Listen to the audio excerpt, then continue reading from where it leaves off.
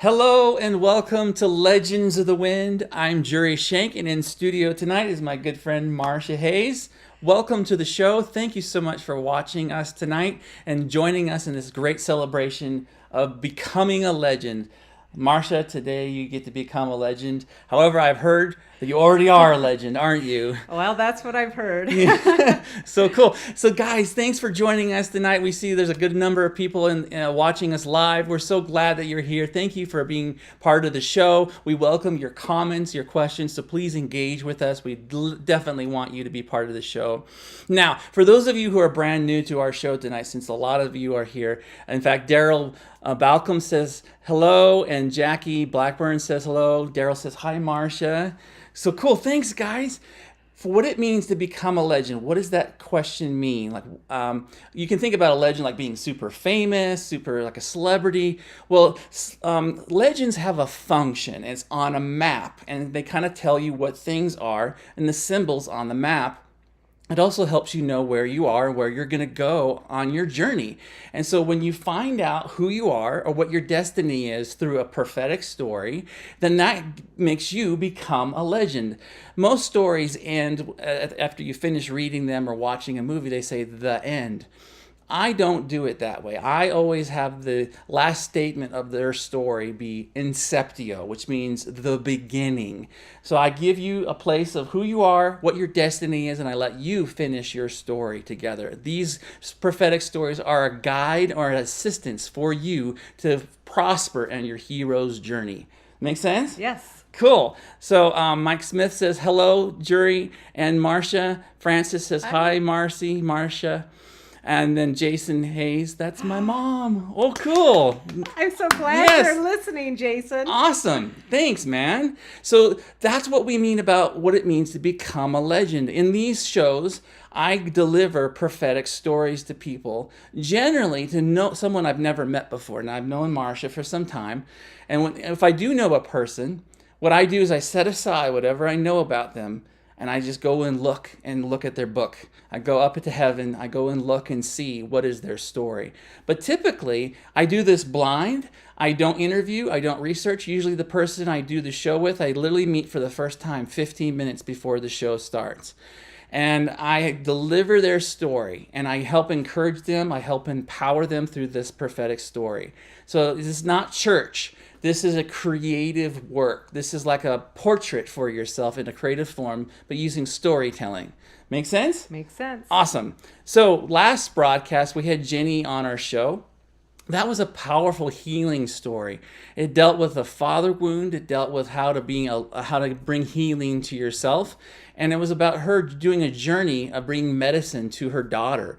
And in the interpretation time, after the story was read, we discovered that there were some things about her father and also about needing to heal herself. So go check out that episode. It's really powerful. That episode also refers to another episode called The Child Within. And in that story, it was about a gentleman named Nick who had 27 prison cells, that he had different cells of himself all asleep, and he went in to bring healing to a 3-year-old version of himself. Wasn't his name Grant? Grant. I can't remember. I think that could have been Grant. Yes. And anyway, so there was a dragon waiting to devour the 3-year-old self, and so it was a discovery of that there are parts of your soul that you can get healing for. And these stories bring all sorts of ideas in that light. So check it out. Jesse Osborne is on, says hi, Marsha. Jesse. Elizabeth Stadler says, hello, dear Marsha. Aaron Valdez says, looking good, Marsha. So, God. Guys, you guys came out strong. We got 21 people so far live. Thank you very much for coming on the show tonight. You're super cool. Thank you. Now, if you guys really like what we're doing, we ask you to please hit the subscribe button to this channel, hit the like button, add some comments into the show notes. And also, if you want to get your own prophetic story, we highly recommend you do this because it'll open up your eyes to a whole nother sense of yourself. And you can go to legendsofthewind.com and go to our store and look for the product called Become a Legend.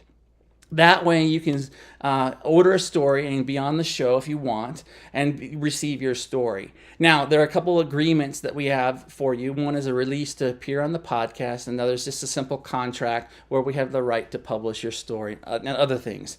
Nothing weird or out of the ordinary. But also, my wife is an illustrator. Her name is Alisha Choi, and just recently she designed this cover for our friend Robbie Little with her story called The Clock is Ticking. And it's a beautiful design, and it's a hard-covered book. You can also get it here's some other examples. This is a softbound book called Farther Away, and also Childhood. This is a hardcover. And I highly recommend you do that because these are keepsakes. This has got your story, your legend in it, and it has other information as well, where it lets you hold on to your story. It's something physical and tangible to touch and hold on to and make sure that you'll never forget where you are in your story. So guys, thanks so much for joining us. Also, when you do sign up, we ask that you schedule a time with me on the show. Now, if you really, really don't want to have an appearance on the show, we'll still do that. But I can tell you, doing a live show with me, receiving your story for the first time with your friends and the family watching, it's quite a powerful experience. Now, as Marsha's seen other shows, when you're a guest, it's like drinking from a fire hose of revelation. So we always have to have this moment when I finish reading their story to kind of regroup. So I understand that. So just get ready, Marsha. Okay. It makes sense. So welcome to the show. Thank you very much for joining us. Jason Hayes says, hi, Beth. Deborah Hunter says, Deb and Colleen are on. Hi, Marsha. Paul's here too. Brian Powell says, Marsha, I love you. Oh, I love you, Brian. Daryl Balcom says, hi, Brian. And Alisha and Kylie say, hi, Deb and Colleen. So guys, we are so cool. Thank you very much for joining us tonight. This is so exciting. Now, we've talked about our stuff. Let's talk about you. Why don't you introduce yourself to your friends and family and the people who don't know you? Your name is Marsha Hays. Tell us about yourself. Well, Jurri, first I want to say thank you for having me on the show. I've been looking forward to this. So I've, as you know, I've bought a story as gifts for some people. Yes. But this is my first story. Yes. So I'm very excited about it. So I am Marsha Hays. I'm married to Edwin. I have a wonderful son named Jason who's listening tonight, and another son, Christopher, and his wife, Bethany, and our grandkids in South Dakota.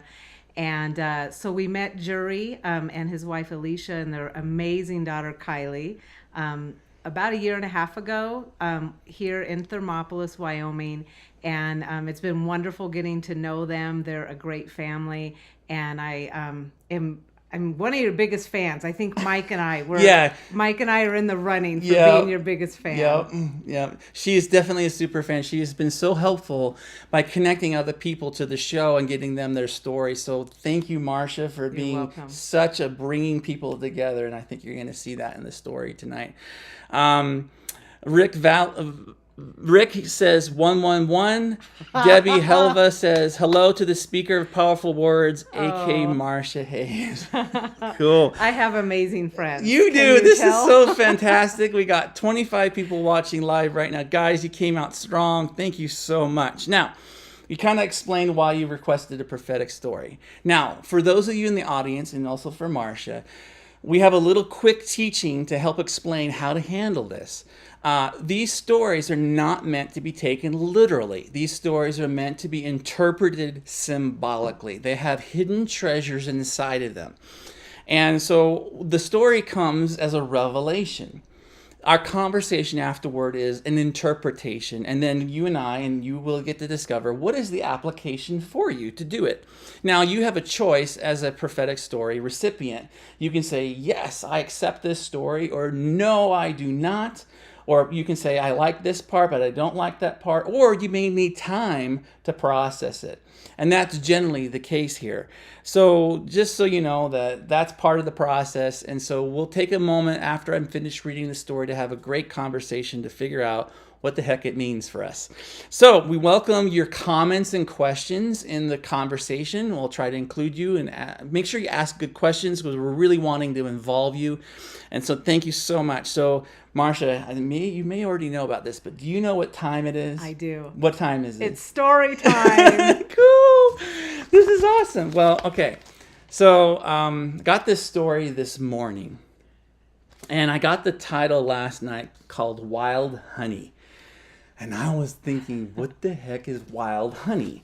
So here we go. Okay, you ready? I'm ready. Got your little notepad ready? Yes. Cool. Wild honey. The magical forest glistened and sparkled in the deep orange afternoon light. There were countless whispers of voices that echoed from high above in the trees. Everything seemed at peace. However, the roars of a beast that sounded off at the distance disturbed this tranquil place. Marsha was not alone. Marsha loved looking for four-leaf clovers on the grassy floor of the forest. She knew that if she found one, many great opportunities would come her way. What Marsha didn't know was that she needed something sweeter in her life. The great witch that ruled over the forest sent out the beast to look for anyone who would steal honey from the trees and beehives. This beast, or an enormous bear, had bark and wood covering its body. It was more mechanical than organic. It seemed to live a life based on a system of rules and regulations. It would search for anyone who disobeyed the edicts of the land. The witch was its master, and this witch wanted to conquer anyone who disobeyed her. Marsha, on the other hand, was a free spirit. She had wings on her back and would fly or flutter around. She was indeed a great fairy whose magic was alive and true. Marsha's greatest power was her ability to bring people together. She even wore a wheel of light around her neck that showed off her magical powers. The beast marched through the forest, searching for those who disobeyed the edicts. Many small creatures ran away in great fear from the path of the beast. This beast of a system tore apart the flowers and trees of the forest, only leaving destruction in its wake.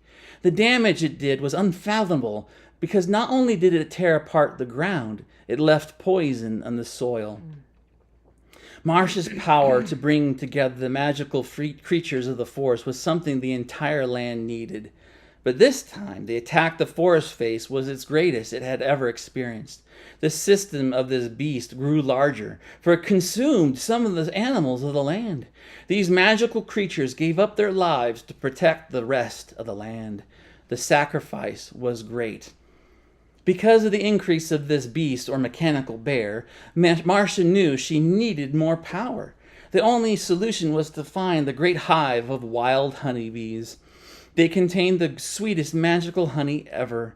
If she and the other great fairies ate this honey, they would have the strength to overcome the system of the beast and the witch's power. Marsha took flight and buzzed around high above the forest, searching. The great hive was somewhere near the trees at the base of the mountain. At the top of this mountain was the witch's castle. Now, no one dared ascend this peak unless they sought certain death. The witch would transform any enemy into a pile of rock or rubble. Many unfortunate victims' bodies laid all over the slopes. The beast continued its trek through the forest. He looked and looked for any violators. Marsha continued to fly above the trees as the beast looked up and saw her. The beast smelled Marsha's perfume and snarled and growled. The beast declared, "My next victim."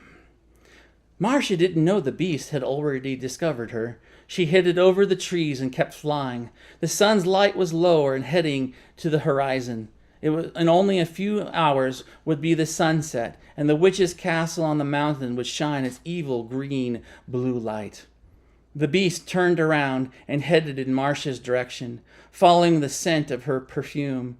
He gained more power and energy as he thought about how delightful and wonderful she would taste in his mouth.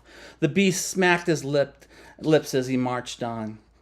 Off in the distance, Marsha saw a bunch of honeybees buzzing around the top of one tall tree. She was excited and knew she found the solution. Marsha flew closer and then looked up at the mountain that towered over her and the land. The witch was on the edge of her castle looking down. The witch seemed to crack a smile as she saw the tiny Marsha below. Marsha came to the beehive that contained the wild honey and asked to speak to the queen bee. All the other worker bees gathered around to pay attention to Marsha. The queen bee cautiously poked her head out of the hive. She was afraid of the witch seeing her. "Queen bee, I am Marsha, one of the great fairies in this magical forest. We need your wild honey to overcome the beast that marches through this forest, causing its destruction.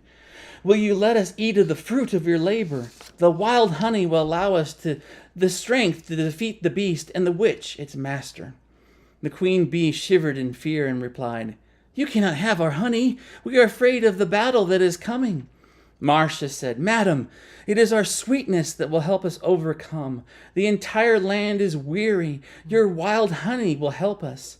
Please, we are meant to shine in this land. Look, the light is fading. The sun is setting. The beast will take over all of us unless we act." The queen bee then said, "I can only give you a drop of honey. If you take it, then fine. Otherwise, go away and let us be." One of the worker bees came out of the hive with a drop of wild honey on the tip of a stick. It wasn't yellow or golden. Rather, it was liquid love or light that shined. Marsha took the tiny drop of wild honey and ate it. Suddenly, energy filled Marsha's body and light shined out of her skin. Marsha glowed with the light of the liquid love of the wild honey. This small amount made her powerful. Just at that moment, the beast roared and broke out of the forest, tearing down several trees. Marsha flew up high into the air and dodged the beast's swinging claw that aimed to strike her down.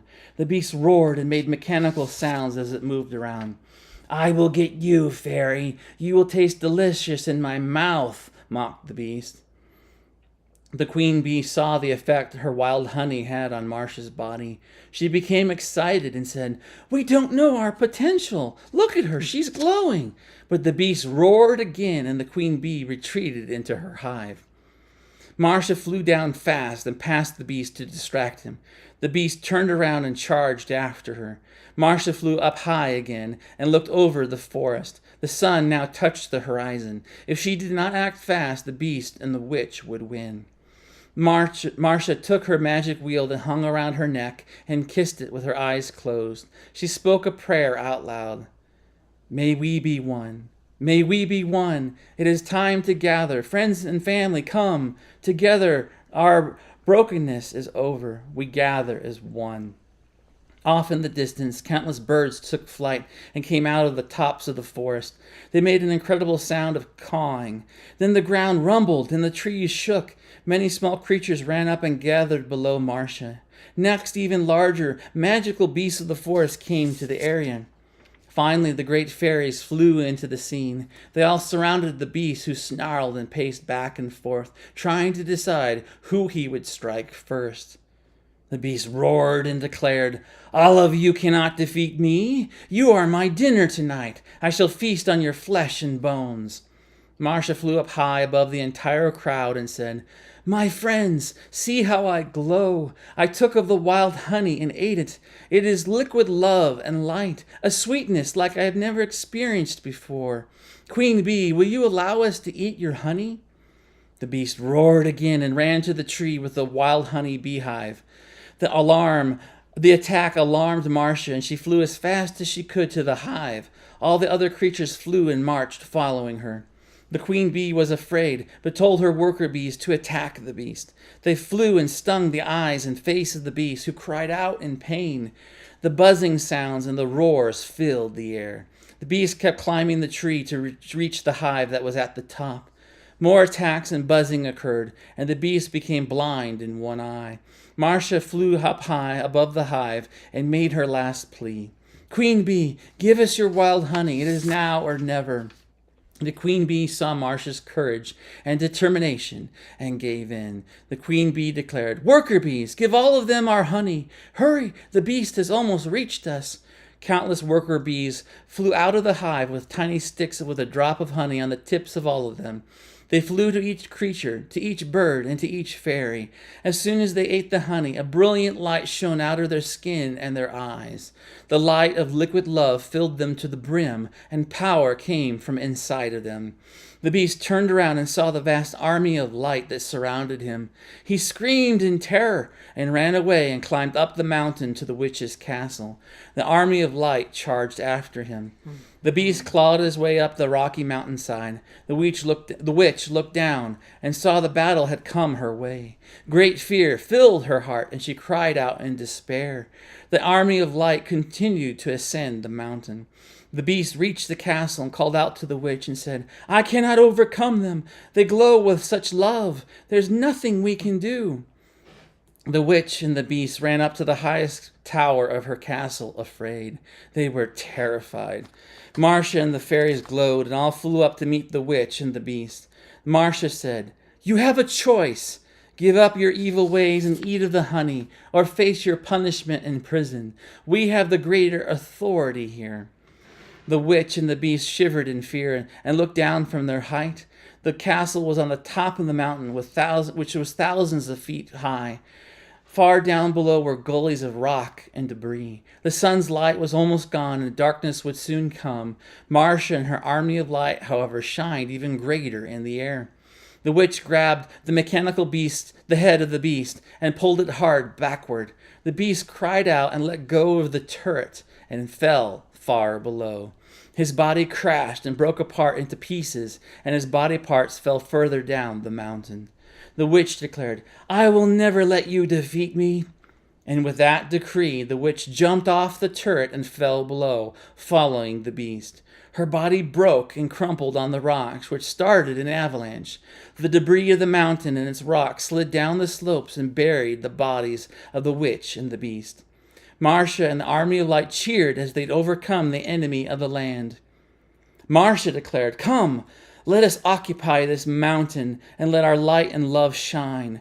Remember, if we did not come together as one, this victory would never happen." Next, Marsha flew back to the hive to speak with the queen bee and said, "Madam Queen Bee, you have feared too long. Don't you know your own potential? Without your wild honey, we couldn't have had the power to overcome the beast and the witch. Our unity would not last long without your liquid love." The queen then agreed to share the wild honey with the entire land, and the creatures experienced joy and prosperity. It was like heaven on earth. Inceptio.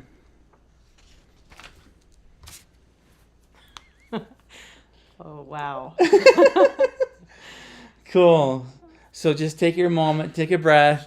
Let me just go into the comments while you get yourself. So we've got people saying, "Yay, Marsha." John Brossett is here. Hi, John.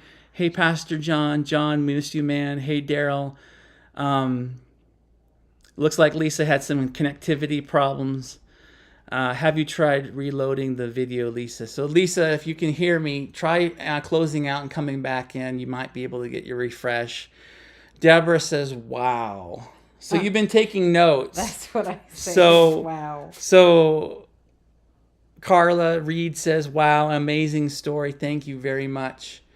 So where do you want to start, Marsha? What's hitting your heart the first thing? Like, what's sticking out to you? There's several things sticking out to me. Mm-hmm. And the part about everyone coming together. Mm-hmm. And the unity and what the unity caused to happen for the victory. Because one of my very favorite scriptures is John 17. And John 17 references the love between the Father and his Son Jesus, and how in that unity, that's their greatest desire, is that we would be one together as they're one. And so that really touched my heart that you mentioned that a couple of times in the story. Oh, cool. I have to show you something I took a picture of yesterday. Guys, yesterday? Yesterday. So I didn't know. Let's see if the lens can get in focus. Okay, I can put it back. So this is a bee. It says Office of the Queen. You took this photo yesterday? Yesterday in Riverton at a secondhand store. I was there with Anna and Celeste, and I took a picture of it. And so I think that's kind of fun. That's so awesome. Wow. Jason says, "Wow is right. That brought a tear to my eye." Colleen says, "So fitting for Marsha." Jesse says, "Great story. That is so Marsha. Liquid love is unity." Cool. Yes. Cool. Continue. Expand on what you're experienced here. Well, you're right. It's a fire hose, and so my mind is going to lots of different places, and my heart is also. I really did dial in on the liquid love, Okay. and you know, you and I have talked about a baptism of love, Yes. and I remember many years ago when I was being ministered to, actually by Elizabeth. She goes by Beth, that's on here, and her husband Paul. And Beth had prayed over me and released over me liquid love. Oh. I remember the moment very distinctly. Oh, wow. That time very distinctly, and so that really meant a lot. That Oh, cool. that would be mentioned in my story. And I also, when you towards the end of the story, when you spoke about me having courage, part of the meaning of Marsha is fearless. Really? Yes. See? That's awesome. Yeah. Cool. So a lot of points of connecting. And back in the beginning, you mentioned in the story peace, but then there were roars from beasts and things disturbing the peace. Right. And so many of you listening, and Jurri knows that my husband and I, Edwin, we've been in a season of time in Wyoming, and came out of a difficult time and had heard a word from the Lord that was confirmed by 3 of our friends about entering into a season of peace and rest.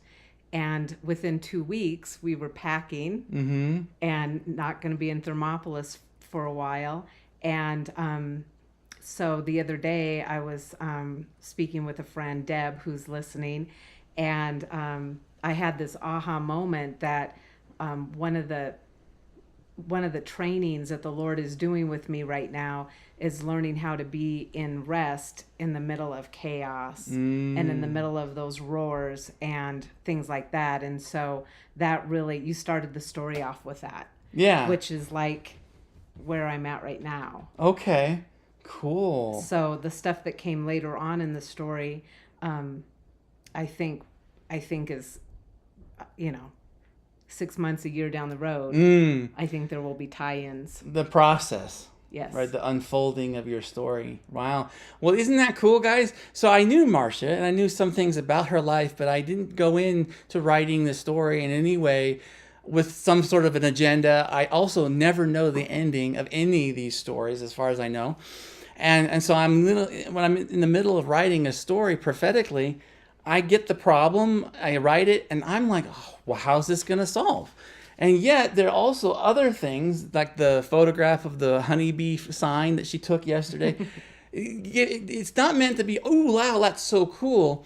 What is so important is when there's a word of knowledge element given in a story, it gives this person and me the confidence that this story is truly from heaven's library and that is going to be speaking to you now and into the future as the story unfolds, because you need those things to know that you can have a credibility and confidence that this story is truly helpful from heaven's point of view. Yes. Right? Yes. What else in the story is hitting your heart? Okay. I really, really rejoiced when I heard you mention Army of Light and Glowing with Love. Okay. So the Word of God tells us that we can recognize maturity in a person by how they love. So that's been an area I'm working on. Okay, me too. That's important for me to learn how to love people well, and through the eyes of the Father instead of whatever it is that I see about them in the natural. So that was such a confirmation to me of the journey that I'm on and the pursuit that I have of the Lord for that. Good. It's good. Yeah, because some of the other episodes that I have done already, we have to learn to first receive love and let our heart get healed. And then out of that deposit in our tank, a fuel tank, then we can love God or others. But one of the biggest thing is, do we love ourselves? do we come and love and take care of us, like my little Jurri, or in her little Marsha. We become a parent to ourselves. And so then the story that I read talks about bringing people together, and that liquid love empowering everybody. I think that it speaks of a promise to you that you're going to go through your journey, and that liquid love will totally enrich your heart and bring even more people in your life together. So I think this story is a now thing, but also a future thing as well. Daryl says, wow. Dewey Down says, Marsha equals fearless. Love it. Lisa, I'm glad it's got working. Thank you for sticking with it on the signal. So let's talk about, we've talked about interpretation. Is there anything else to interpret, or shall we look for application now? Or what do you think? Well, one other thing I want Yes. to mention, and many people that are listening will be able to vouch for this because they've heard me say it, but I believe one of our greatest honors, those of us who love the Lord, is to be able to bring heaven to earth. And so that's been my heart cry for a lot of years. So for you to actually mention it in the story, for that to be a part of my story, Oh, cool. just makes me so happy. Brilliant. Great. Yeah, and the thing is that the concept of bringing heaven to earth, well, like we can think about that like in a symbolic way or a metaphysical way, or like I think it's a great idea, but what does it look like? Well, Marsha's story describes that it's a battle, it's a journey of courage, it's bringing people together, getting rid of brokenness and disunity, and letting the liquid love bring us together, because it overcomes the system. And too many of us in the church have been victims of the system of the church, which is not Christ. It's a religious rules and regulation system. And Marsha was an opposition of that. She wanted to be free and to bring love. Yeah. And in that process, in that battle of bringing people together, she defeated the enemy. And it turns out that the enemy destroyed herself. And we see that in the Word as well, where the enemy ultimately will destroy themselves. It is up to us to come out of that beehive and have the courage to let our love shine. Yeah. And I think that the queen bee represents our fear. It's a container of our potential, but we are afraid of the battle, and we don't want to come out. But then in the desperation, and then there's a ticking clock in this story. The sun is going down. There's a pressure of the time, and that ticking clock means that we have to take action. And that's what I like to talk about in other episodes, is in how I advise my guests or anybody in the audience, is that you need to recognize you're the hero in your own story. All great stories have great hero characters, men and women, young and old, that take action and take huge risks in the midst of great fear, opposition, and uncertainty. But those are the ones we love because they're the underdogs. And heaven looks at us, and when the world sees us as an underdog, we may look at ourselves as an underdog, but heaven sees us as the hero of our story. And that's what you are doing in your journey. And that's what I want to encourage you as watching, to just recognize you are the hero of your own journey. Passivity doesn't bring any recognition, but taking risks and going for it. And not even going, oh God, if it is your will. Sometimes you can just go. And that doesn't mean you're being rebellious or out of God's will. Sometimes God wants us to just go and take the risks, and He will meet us on the way. One time I gave a word to some person where I saw him on the yellow brick road, and he was walking on the yellow brick road, but the bricks were literally flying through the air and landing in front of his feet as he took the steps, but it still guided him. But he was the one that was walking and running on that road, and he took the risk. He was running for it, but he didn't have everything figured out. But God really does love risk takers. He wants us to be active heroes, not one who sits in the pew, if you know what I mean. So hopefully that makes sense to you. Marsha, let's talk about application. Okay. I talked about a little bit of application a moment ago. What do you think you will do with this story and applying it to yourself? Wow, that's a multifaceted question. Sure it is. What will I do? Well, I feel like,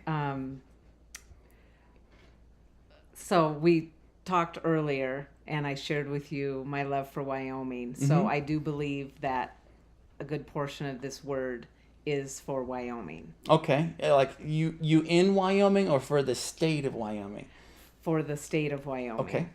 And that it ties to a word that the Lord gave me in February of 2021 about the importance of Wyoming to Him, to heaven, Okay. and the importance of Wyoming to the United States.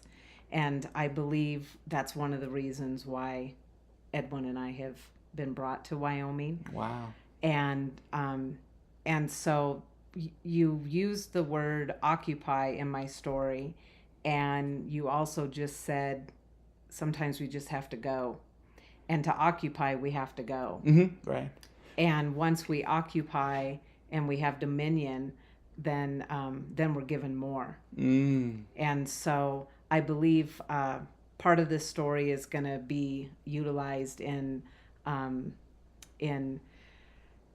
taking the land of Wyoming. Wow. For God's glory. Wow. Wow, that's great. And it can be felt as overwhelming, right? But isn't it great that there's a concept I heard recently called the power of one. It just takes one person to do something great. You don't have to be, like, even though the story talked about bringing everybody together, but it was the power of one, and that was Marsha's one. She brought the people together. So there's something significant about just one person rising up and being able to encourage people, to strengthen people, to let love shine. Debbie Hilva says, liquid love gives way to the army of light, and the enemy is scared. Jesus, my hero, not me, thank God. Colleen says, in her story, Marsha's helping others to know their original design and function. And River of Life says, great story. Guys, these are great comments. Thanks for your input, everybody. Carla just chimed in, Marsha and Edwin are two of my love heroes who truly show love and acceptance to those blessed to know them. This is great. This is great. I didn't know what to expect tonight. Guys, thank you for joining us. I hope that you join us in the future on other broadcasts, because all your comments are so relevant. They're encouraging to Marsha and also to the rest of us for identifying the story. And I'm so glad that you captured in your heart this story. What else would you like to say? Anything? About my story? Anything about your story or anybody about the comments on the chat? So I heard Jurri share earlier that usually he does stories for people he hasn't met, which I've seen him do that, and the accuracy of the stories that he gets is just really quite amazing and very cool. Thank you. And so I've never told you this before, but one of the things that the Lord has me do is pray over the land in what I call prophetic intercession, which includes worship and it includes sound.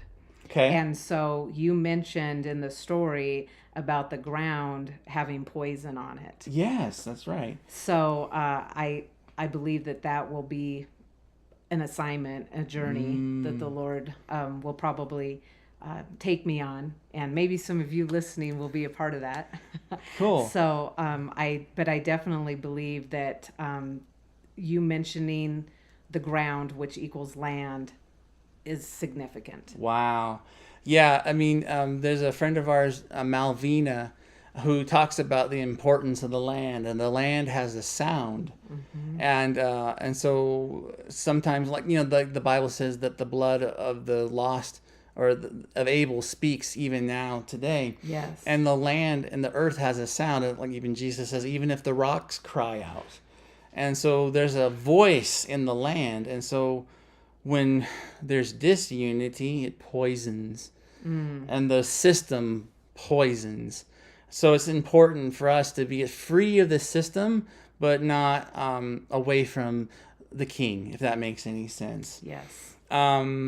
So Deborah says, for this is going to be a time where the tap of heaven is going to be turned on over your life. Oh, cool. Mike Smith says, Marsha and Edwin are two wonderful people that I am blessed to know. Cool. Thank you both. Thanks, guys. Brian just chimed in. Jurri, if you have time, please read the interpretation God downloaded for the scroll. I don't have the interpretation written. Our interpretation is this conversation. So I hope I can help you, Brian, with this. If you need to, even the guests have to go back and re-listen to the conversation and the story because there's so much more to unpack with. Did you mention a scroll in my story? No, it says, Jurri, if you have time, read the interpretation God downloaded for this scroll up. Oh, scroll up. So let me see here. So it's from Brian. Looking.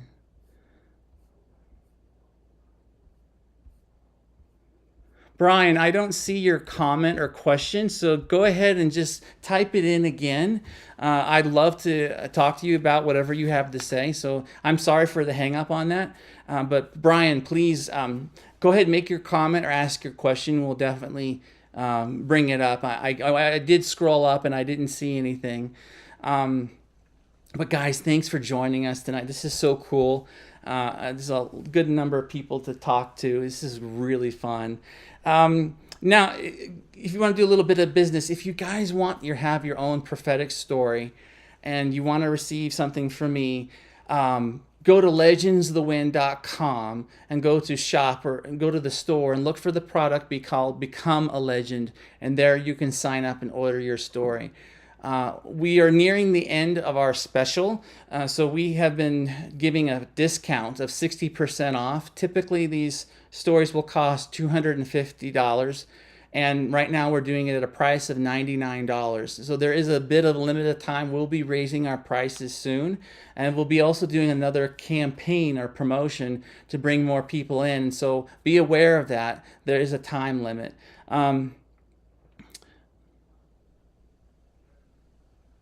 Hello, my comments left up from Brian. I don't know what you're meaning here. It's just a second, guys. I'm trying to find Brian's comment. Brian says, Marsha, I love you. Well, I guess. Brian, send me a text with it. Yeah. River of Life, I believe that's Pastor Joe Moon, said, prayed over the land yesterday on the reservation as several jars of dirt from different counties in Wyoming were mixed together and then prayed over. That is super cool. That's nice. Wow. That's great. You know, one of the things that is a curse, a function on this in Wyoming is the incredible division. There are so many people who are broken and hurting and offended at each other that they divide up into camps and they have a problem of being always offended. And that has caused a fracturedness in the culture of our community. And the Bible says, you know, the house divided will surely fall. God is wanting to bring unity and healing to all these people. So don't forget that there's a heaven's agenda to bring restoration as well. In Psalms 133, it says, how blessed is the unity of brothers. It is like oil being poured down Aaron's beard. And that is a promise for us. And so this story can speak to that, right? So that's cool. Yeah, Brian, if you have anything, please ask your question again. I'm sorry if I'm not understanding you correctly, but I definitely want to involve you. And everyone else, if you have a question or comment, please do chime in. But let me ask you a question to you in the audience. What are you getting out of this story? What is it speaking to you? How would you interpret it? And what would you do to apply it to your life? Or what would you recommend to say, Marsha or myself, how to understand and apply it? That's something we would love to hear from you as well. So, Marsha, while we're waiting to hear from comments, I want to thank you from the bottom of my heart. Alisha and I really thank you that you are really such a champion for what we're doing. You recognize that we're pioneering something so special and so unique that we don't really know of anyone else that's doing prophetic storytelling. And you saw that and you ran with it. You said, you got to get this story, or you got to go do this. And you brought people in. Thank you. You are I'm welcome. so grateful for that, because we couldn't have this launching pad without your help. And also for all the people who are watching who know Marsha personally, thank you for being her friend and joining her tonight and me, and supporting what we're doing and seeing what we're doing in action. I highly recommend that you go and check out the other episodes on our channel, because they will all touch your heart. Just because someone received a story, you still can also benefit from it. You can still get revelation and healing and ideas from it too. So there's a lot of creativity here. So I don't see anybody else making any comments, but do you have any final thoughts, Marsha? Well, I just want to say, Jurri, that part of the reason I champion what you do is I really feel like you and Alisha are answer to some prayer. Because for a lot of us in church, our creativity, our imagination has been shut down. Right. And you both, with her talents as an artist and yours, and even your daughter, as Edwin and her were having so much fun talking about how creative she is tonight. I love that you are using what you have in a powerful way to reach people that's outside of the box. Yeah. You're using your skill set to lower the wall that would keep people from wanting to receive, and you're releasing what you have in a way that can be received by someone who doesn't yet know the love of God. Yeah. And I really commend you for that. It is a forerunning that you are doing. Thank you. You're pioneering it. Yeah. A couple people text me, what does this mean, when I sent them the link? Right. I've never heard of this before. That's right, because I think Jurri's the only one doing it. I And know. I really commend you for it. Thank you, Marsha and Edwin. Thank you. Yeah, it's normal to me because I live in storytelling. I'm trained as a filmmaker, but when I also love heaven. I love that. See, for those of you in the audience, I'm going to do a really quick teaching, real quick. The Bible says that we're already seated in heavenly places, and that the way to the Father is through Christ.